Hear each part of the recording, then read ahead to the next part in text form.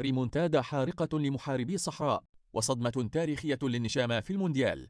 نعم، الجزائر تعود من بعيد وتخطف أول 3 نقاط مونديالية منذ عام 2014، بينما يغادر المنتخب الأردني البطولة برأسه مرفوعة بعد مباراة بطولية وحاسمة. كيف فك بيتكوفيتش شفرة التكتل الأردني؟ وما هي الإحصائيات الصادمة التي حسمت اللقاء؟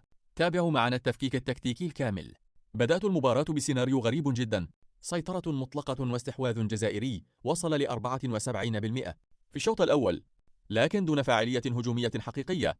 المدرب جمال سلامي اعتمد على غلق المساحات تماما والدفاع ب5 مدافعين في الخلف، معتمدا على الهجمات المرتدة السريعة والمنظمة، مستغلا تقدم أظهرة الجزائر. وفي الدقيقة 36 حدث ما كان يخشاه الجميع، خطأ في وسط الميدان الجزائري سمح لنجم الأردن موسى التعمري بالانطلاق كالسهم ليمرر كرة ذهبية ومتقنة لنزار الرشدان الذي وضعها في الشباك، معلنا تقدم الأردن بنتيجة 1-0 لتنتهي النصف الأول بكفاءة تكتيكية أردنية تفوقت على لغة الأرقام والاستحواذ. في الشوط الثاني تدخل بيتكوفيتش بقوة وصحح الأوضاع، أقحم بن طالب لضبط الوسط ودفع بالمهاجم نذير بنبوعلي لاستغلال الكرات الهوائية.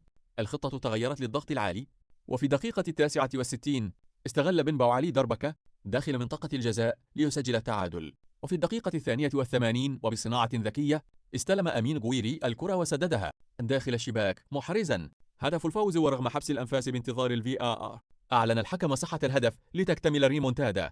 الأرقام تشرح لنا كيف تحول اللقاء. الجزائر أنهت المباراة باستحواذ 75% وإجمالي 619 تمريرة بدقة 91%، لكن الفارق الحقيقي صنعته الكرات الثابتة.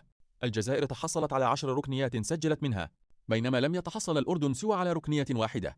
أما عن جائزة أفضل لاعب في المباراة فكان المدافع الصلب رامي بن سبعيني بتقييم، حيث قام ب5 تدخلات ناجحة لقطع الكرة وقدم 70 تمريرة صحيحة، فكان السد المنيع الذي أمن الفوز. بهذا الفوز تحيي الجزائر آمالها المونديالية، بينما يودع النشام البطولة بكل شرف. أنتم يا شباب، ما هو تقييمكم لأداء الخضر؟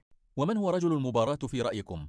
شاركونا في التعليقات، ولا تنسوا اللايك والاشتراك لنحلل معا مباراة النمسا القادمة. سلام.